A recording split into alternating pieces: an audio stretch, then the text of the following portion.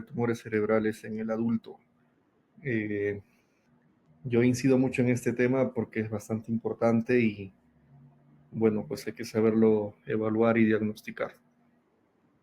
Sin más, paso a compartir mi pantalla.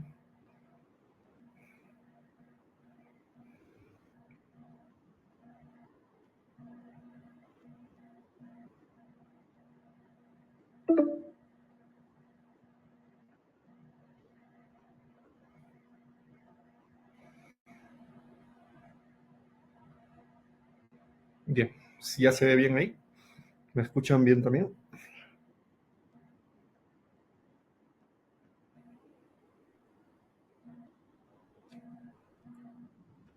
Eduardo, ¿se escucha? Sí, se lo escucha, doctor. Ya, comenzamos entonces. Bueno, tumores cerebrales en la edad pediátrica, como les decía, es un tema bastante importante, incidir sobre todo en este grupo etario para poder hacer un buen diagnóstico, ya que un adecuado diagnóstico y un adecuado tratamiento en estos pacientes puede permitir una adecuada evolución y curación de la enfermedad. Bueno, primero no hacer daño. Dentro de los tumores cerebrales, a comparación de su contraparte adultos, varían mucho en la incidencia, sobre todo en la localización y, como les mencionaba inicialmente, la respuesta al tratamiento. En los niños, solamente los linfomas están por delante de los tumores cerebrales. De ahí la importancia de saber el diagnóstico y el tratamiento.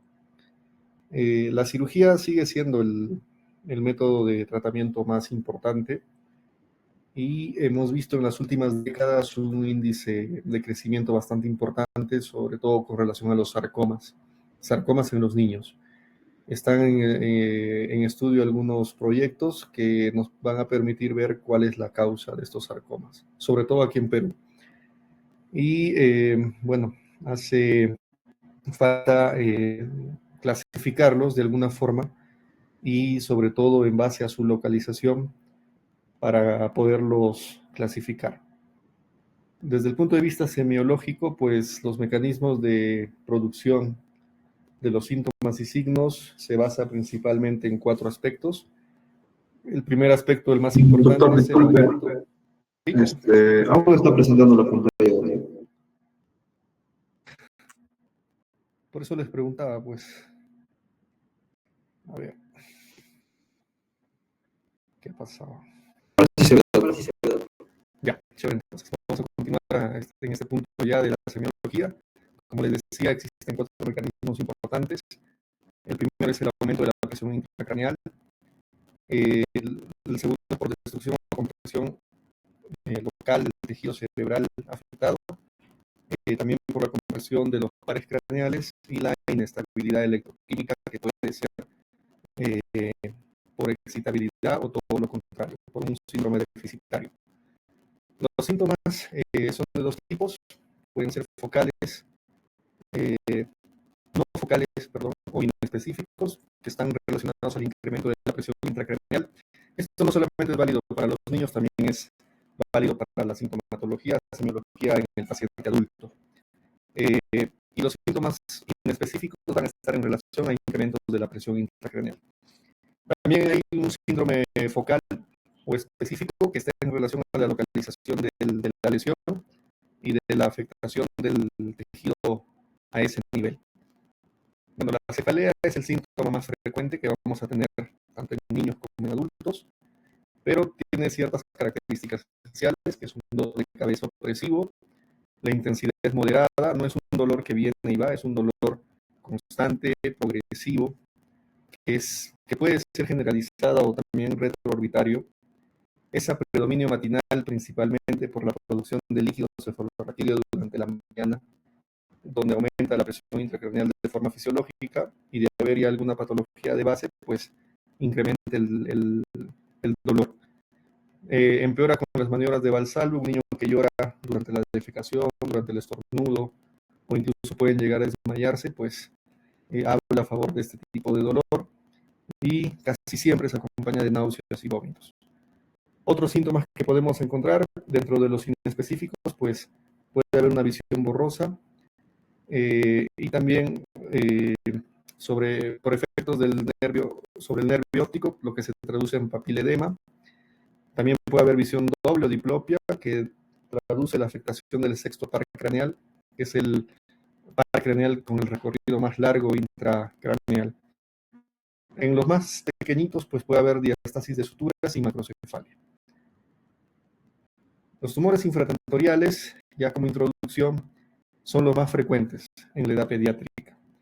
Representan hasta el 50% de todos, principalmente, y los más frecuentes, el meduloblastoma, ependimomas y los astrocitomas.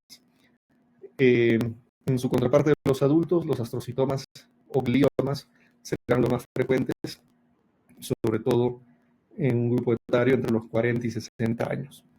Los tumores del tallo cerebral también son frecuentes en la edad pediátrica, son menos frecuentes que los meduloblastomas, pero su diagnóstico es catastrófico por su gran mortalidad.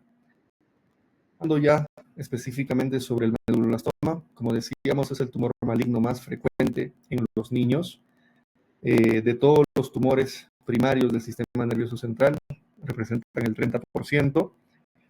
La Organización Mundial de la Salud los clasifica como grado 4, es decir, un tumor bastante agresivo. Y en la clasificación WHO de 2007, pues eran ubicados dentro de los tumores PENET o neuroepiteliales dentro de esta clasificación o tumores de origen embrional. Sin embargo, la clasificación del 2016 y actualmente la del 2021 ya aportan el tema más genético e inmunohistoquímico, donde vamos a encontrar 4 tipos en base a la genética y en base a algunas proteínas que pueden estar activadas o mutadas, principalmente la TP53, que tiene que ver con la desactivación de oncogenes. Clásicamente el medulloblastoma tiene 4 subtipos, podemos verlo en este lado de la pantalla, que es el medulloblastoma clásico, el desmoplástico nodular, el de extensa nodularidad y el de células grandes o anaplásico. Y hay un medulloblastoma no clasificado en ninguno de estos rubros. ¿Cuál es la imagen? Pues vamos a encontrar por debajo de la tienda del cerebelo, por eso se llaman infratentoriales, una lesión que el gold estándar del diagnóstico es la resonancia magnética. Va a mostrar una imagen hiperintensa, que teóricamente pues el medulloblastoma nace a nivel del velo medular superior, que es como el techo del cuarto ventrículo, y en su crecimiento puede invadir el tallo cerebral, sobre todo el piso del cuarto ventrículo. Son tumores mixtos, con áreas de necrosis central y bien delimitados. Bueno, los 4 grupos genéticos o moleculares son estos de aquí. Hay que saber que existen 4 grupos y básicamente están en relación a las proteínas que pueden estar activadas o no. ¿Por qué es importante conocer esto en la actualidad? En Perú todavía no existe un protocolo exacto con respecto a la clasificación genética de ningún tipo de tumor. Otros países como España, y sobre todo en la Unión Europea, ya el diagnóstico del tumor no solamente es histológico, tiene que ser genético y por inmunohistoquímica. La inmunohistoquímica sí se realiza bastante en el Instituto de Enfermedades Neoplásicas, pero todavía hay carencia de la parte genética. La parte genética pues nos va a decir, como les mencionaba inicialmente, el tipo de proteína que puede estar afectada y el tipo de tumor que nos va a dar. ¿Cuál es el cuadro clínico? Pues de cualquiera de estos tipos es muy breve, no es un cuadro clínico extenso. En pocas semanas podemos ver un cuadro clínico muy florido, como les mencionaba anteriormente, con dolor de cabeza. La compresión del cuarto ventrículo puede originar hidrocefalia. Vimos también que puede haber una presión intracraneal elevada por este motivo. Y como se afecta la parte central del vermis cerebeloso, pues va a haber ataxia truncal. Podemos encontrar nistagmo y macrocráneo lactantes. Algo importante a tener en cuenta con este diagnóstico es que cuando hacemos una resonancia de cráneo es importante hacer resonancia de columna de todo el neuroeje, porque hasta un 35% ya tienen una diseminación neuraxial al momento del diagnóstico. Los tipos de meduloblastomas donde se presenten las enzimas mutadas pues son de bajo riesgo, principalmente la que tiene el gen mutado, bueno, estos de acá, el TP53, es de bastante bajo riesgo, pero cuando ya existen más de 2 proteínas mutadas, el riesgo aumenta bastante. Principalmente el pronóstico es más negativo en los grupos 3 y 4. En esta tabla nosotros hacemos un cuadro comparativo entre las proteínas mutadas, los grupos de meduloblastomas según la genética y su contraparte de la histología clásica, ¿no? Donde vamos a ver que el grupo 3 es el de mayor riesgo, junto con el grupo 2, donde está la proteína TP53 mutada. Aunque es bastante raro, pero se puede presentar. Bueno, este es un protocolo de actuación en tumores infratentoriales. Es algo ya bastante usado desde hace algún buen tiempo. Básicamente, esto todavía implica la clasificación histopatológica en meduloblastomas, astrocitomas y ependimomas, ¿no? Entonces, el seguimiento y eso va a depender del cuadro clínico, pero no vamos a entrar en estos detalles. Lo que quiero resaltar aquí es básicamente cuándo operar. O sea, un tumor en la edad pediátrica, el diagnóstico es, como les decía, catastrófico, más aún si es que se corresponde con un meduloblastoma. ¿Cuáles son los objetivos del tratamiento? Pues uno, aliviar los síntomas, obtener las muestras para confirmación histopatológica, restaurar el flujo de líquido cefalorraquídeo y la máxima citorreducción, porque eso reduce la carga tumoral y estos pacientes responden mejor, por ejemplo, a el tratamiento coadyuvante como es la radioquimioterapia. ¿Cuál es el pronóstico? Pues los pacientes que peor pronóstico van a presentar, como decíamos, son los que presentan las proteínas mutadas, el grupo 3 y el grupo 2. También, desde el punto de vista clínico, los pacientes menores de 3 años tienen un mal pronóstico. Como les decía también, si la enfermedad ya está en todo el neuroeje, es de bastante mal pronóstico. Y si durante la resección, en una resonancia de control, queda un residuo tumoral mayor a 1.5 centímetros cuadrados, también implica un mal pronóstico. El Karnofsky es una escala clínica que nos permite evaluar también parte de la clínica del paciente. Pacientes ya degradados, con toma del nivel de conciencia, que son dependientes, pues también el pronóstico es bastante negativo. Decíamos tumores infratentoriales, vamos a ver ahora algunos tumores supratentoriales. Siempre nos basamos en una clasificación topográfica. Los tumores supratentoriales también son de la línea media y son hemisféricos. Los de la línea media los dividimos en anterior, medio y posterior. En la línea media anterior, para que ustedes recuerden, el tumor más frecuente es el craniofaringioma, a nivel de la línea media anterior. En la línea media, a nivel intermedio, pues el glioma talámico, el ependimoma, bueno, acá hay un grupo más importante de tumores, sobre todo de origen glial. Y en la parte posterior, donde está la glándula pineal, el tumor más frecuente es el tumor de células germinales. Es decir, si yo encuentro un tumor en la base de cráneo anterior, podemos sospechar por los datos estadísticos que se trate de un craniofaringioma. Si es más posterior a nivel talámico, pues ya es un glioma, ¿no? Y si está más posterior en la región pineal, ya es por la frecuencia, un tumor de células germinales. Y en el caso de los tumores hemisféricos, los gliomas de bajo y alto grado, son los más frecuentes, pero existen otra variedad más que muchas veces no tienen características específicas, sino que su diagnóstico es más histopatológico. Hablando de los tumores de la línea media anterior, Como les decía, los más frecuentes en la infancia son los craneofaringiomas. Son los tumores más complejos y más controversiales en cuanto a tratamiento. Después le siguen los gliomas de bajo grado, los tumores de células germinales y finalmente los adenomas hipoficiarios, que van a ser más frecuentes con la edad. Vamos a hablar del craneofaringioma, que es el tumor más frecuente de la línea media anterior. Como les decía, el tratamiento aún es controversial, descrito por Cushing, que es un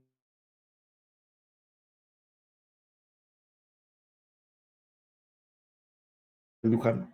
Tener un diagnóstico de craneofaringioma pues es bastante desconcertante, tanto por el pronóstico y por el mismo tratamiento.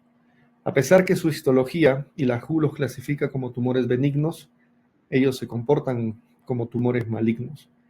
Y los síntomas, por su localización, están dados por daños a nivel del tallo o del eje hipotálamo hipoficiario y también el sistema límbico, así como el aparato visual, como el quiasmo óptico y los nervios ópticos que están a ese nivel.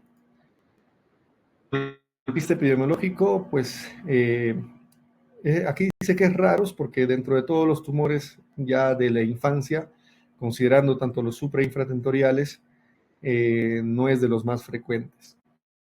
Pero en los niños es donde, en la línea media anterior, es donde más ocurre. En los picos de incidencia entre 6 y 10 años y entre 11 y 15 años.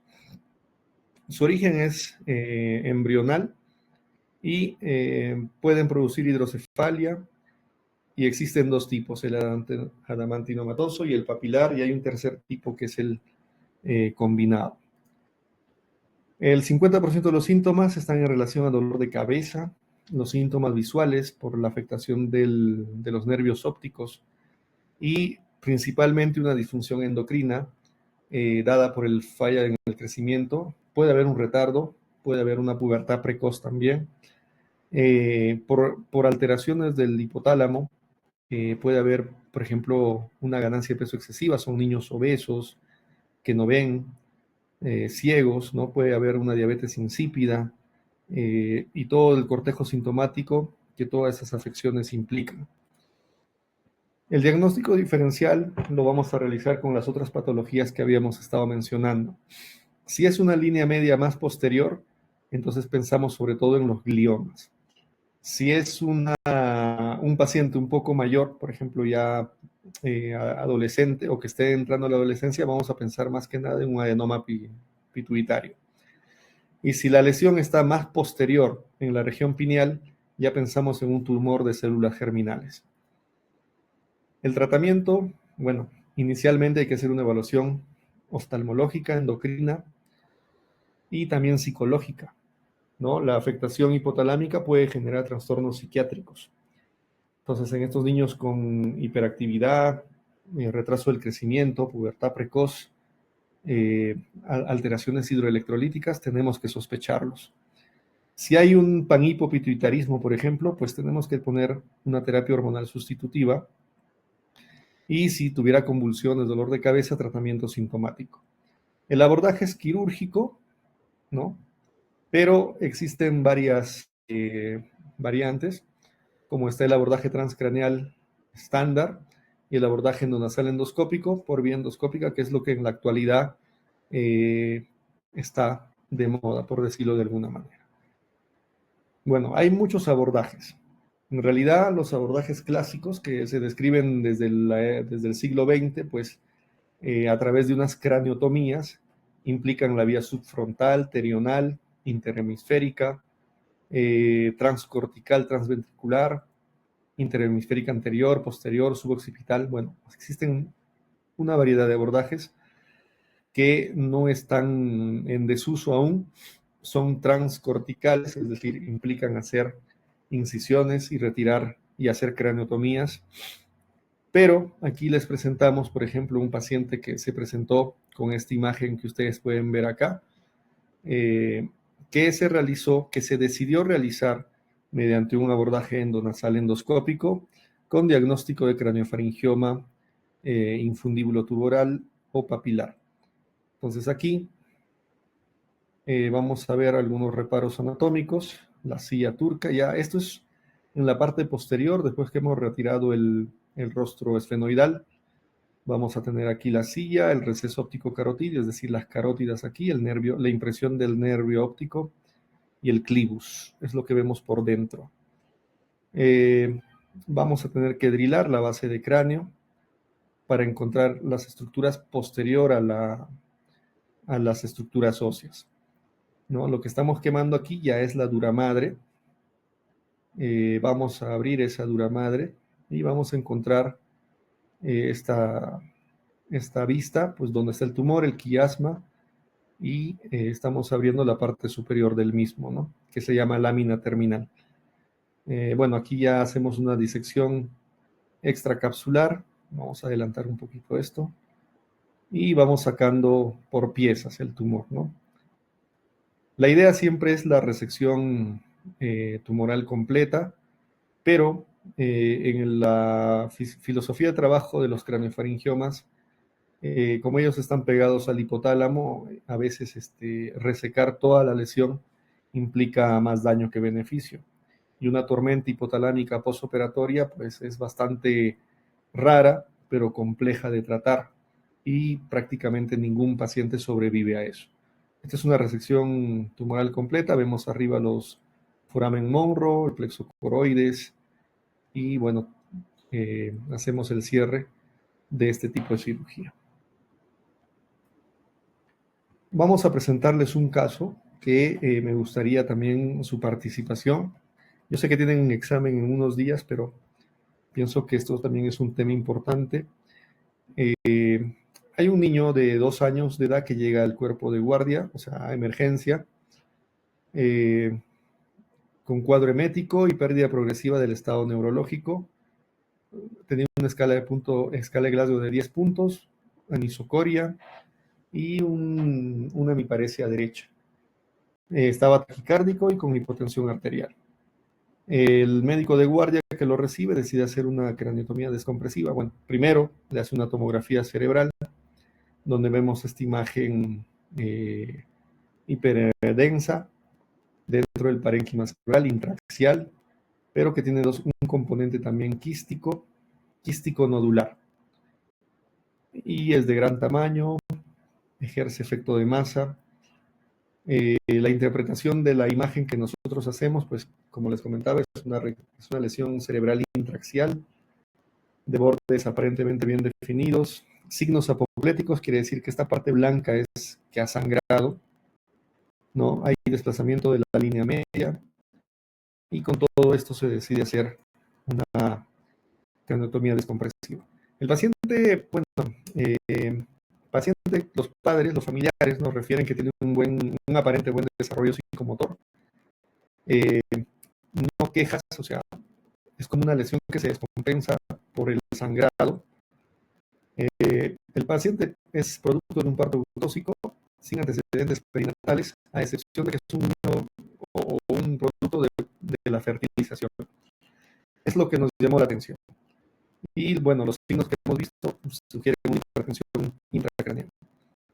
La tomografía contrastada postoperatoria tras una craniotomía descompresiva permite ver una imagen quística mixta de bordes bien definidos, grande, que implica muchos hemisferios cerebrales, lóbulos,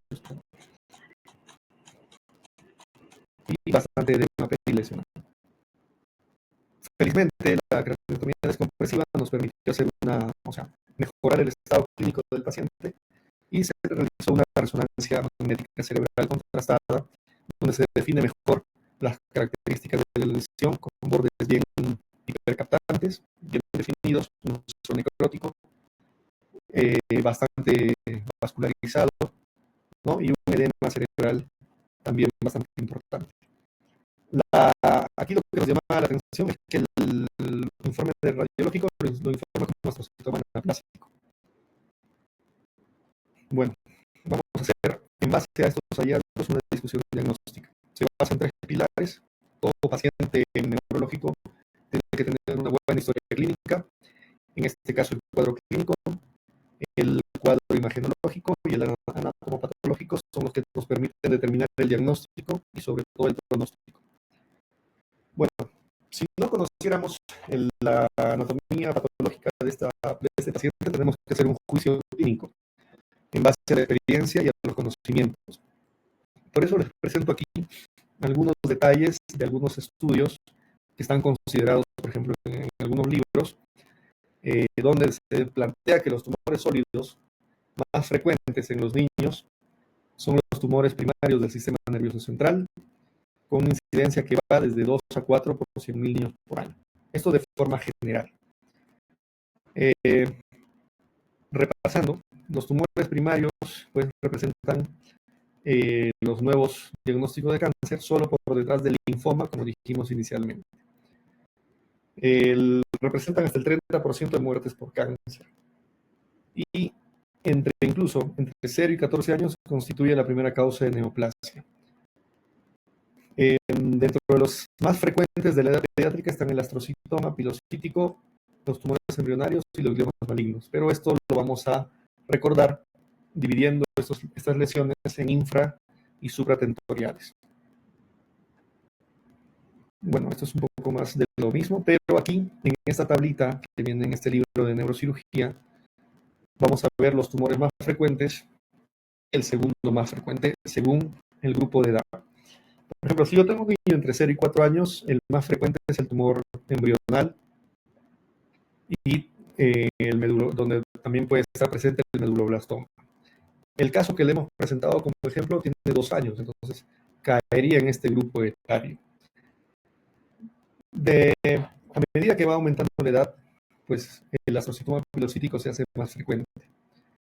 Y hasta que el paciente se hace mayor, pues el adenoma pituitario también pasa a ser uno de los más frecuentes y posteriormente los meningiomas. En la actualidad todavía esto es bastante controversial. Se plantea que el GLI ya no es el tumor más frecuente en el adulto. El más frecuente es el meningioma, seguido por el glioma y seguido incluso por el adenoma pituitario, pero esta frecuencia varía según los diferentes estudios. Los síntomas más frecuentes, como habíamos explicado inicialmente, varían de acuerdo a la edad. Los niños más grandes, mayores de 5 años, tienen un cuadro clínico muy parecido a lo del adulto. Sin embargo, donde de repente el cuadro clínico es menos específico, es en los niños más pequeños, ¿no? Donde, por ejemplo, de 0 a 2 años, pues va a predominar la somnolencia, el aumento del perímetro cefálico, náuseas, vómitos, letargia, es un lactante que no se alimenta bien, regurgita constantemente, puede presentar convulsiones, irritabilidad y otros síntomas más. Como ven, la clasificación general de los tumores en base a su histopatología es bastante amplia y el meduloblastoma o los tumores primitivos, que son los más frecuentes, y los tumores embrionales, pues están dentro de todo este grupo de tumores. Como les decía, el diagnóstico diferencial, de forma general, y repasando una vez más, se dividen en infratentoriales, que están por debajo de la tienda del cerebelo, y los supratentoriales.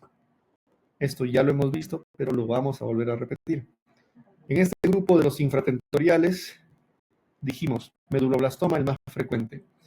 En segundo lugar está el astrocitoma pilocítico. Después tenemos el ependimoma y también los gliomas de tallo. En frecuencia, repetimos, el meduloblastoma, que es lo que ustedes, como primera posibilidad diagnóstica, deben sospechar en un paciente con un cuadro cerebeloso. Todos estos tumores pueden presentar hidrocefalia en un 90%. Entonces, lo primero que se realiza, por ejemplo, es una derivación ventrículo-peritoneal. Macrocefalia, bueno, los más chiquititos, y la cefalea matutina por la producción mayor de líquido cefalorraquídeo en ese momento. Bueno, el síntoma o signo más frecuente del síndrome cerebeloso, la ataxia. Dentro de los supratentoriales, repetimos una vez más, de la línea media anterior, media y posterior. Anteriormente, craneofaringioma. Medio, glioma talámico, y posterior, el tumor de células germinales o germinomas a nivel de la glándula pineal. Pero este tumor no tienen nada que ver con estos. Este tumor que estamos presentando tiene que ver con los tumores hemisféricos, que representan el 40%. Y dentro de esta clasificación, el astrocitoma de bajo grado y el de alto grado, y los tumores secundarios o embrionales primitivos, representan los más frecuentes.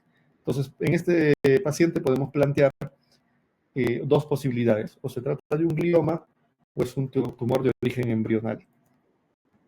Entonces, considerando este tipo de diagnóstico, vamos a dar más detalles sobre el astrocitoma supratentorial y el tumor neuroectodérmico primitivo.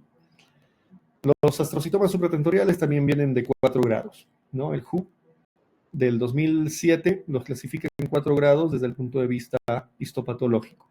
El astrocitoma pilocítico es uno de los más frecuentes también y es el grado 1.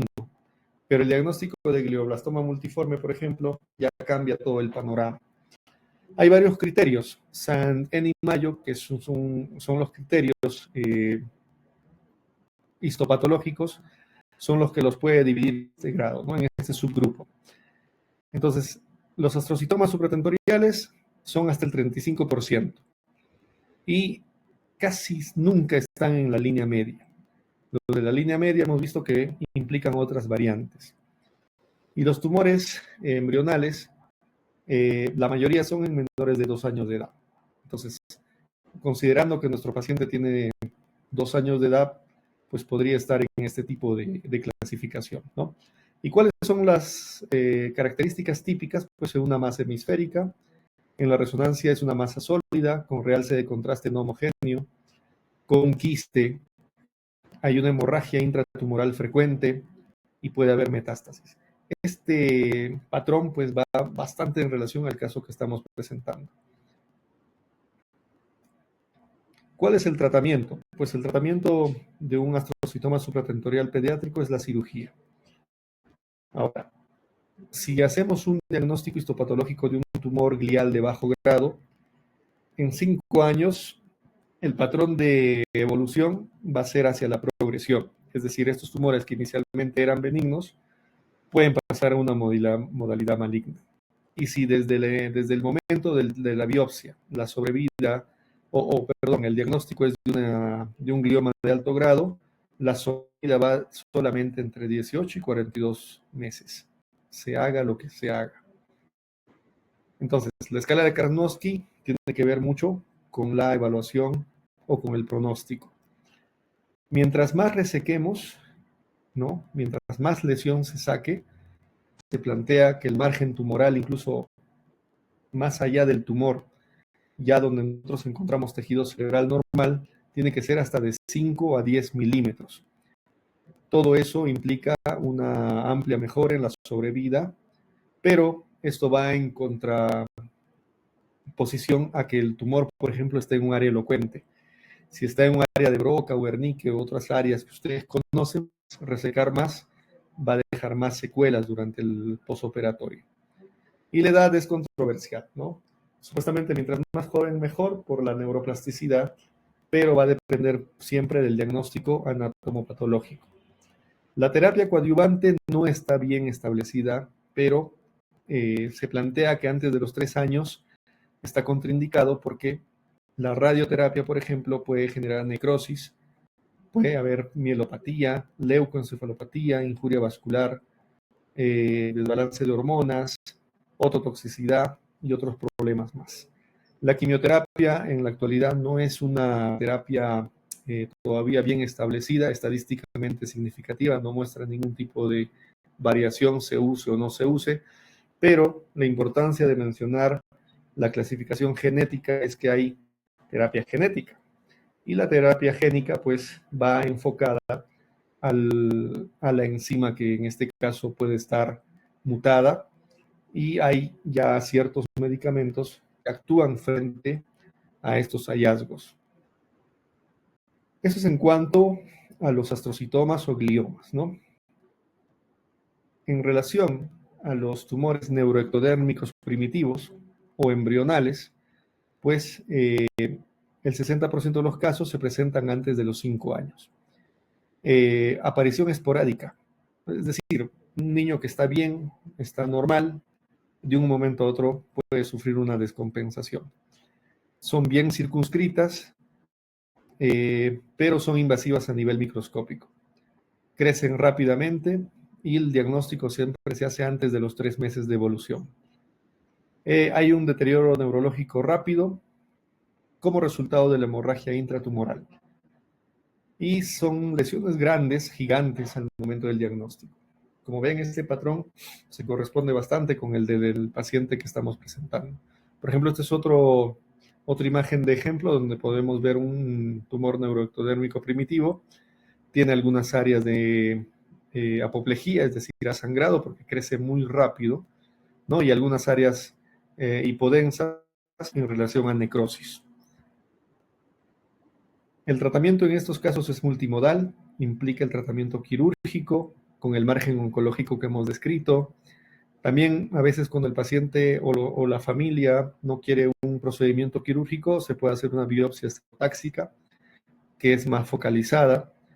Se plantea también la radioterapia craneoespinal y la sobrevida es de 1 año, se haga lo que se haga.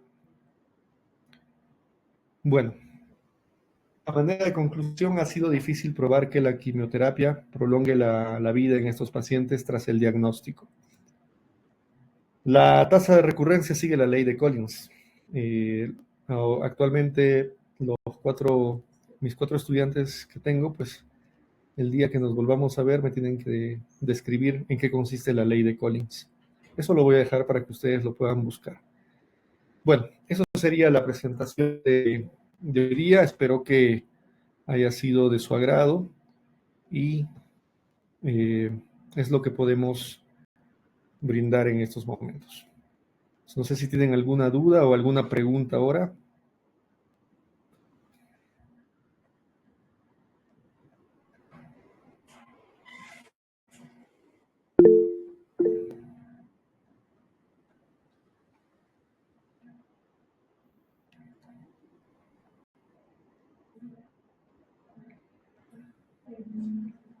Edward, ¿me mandas la relación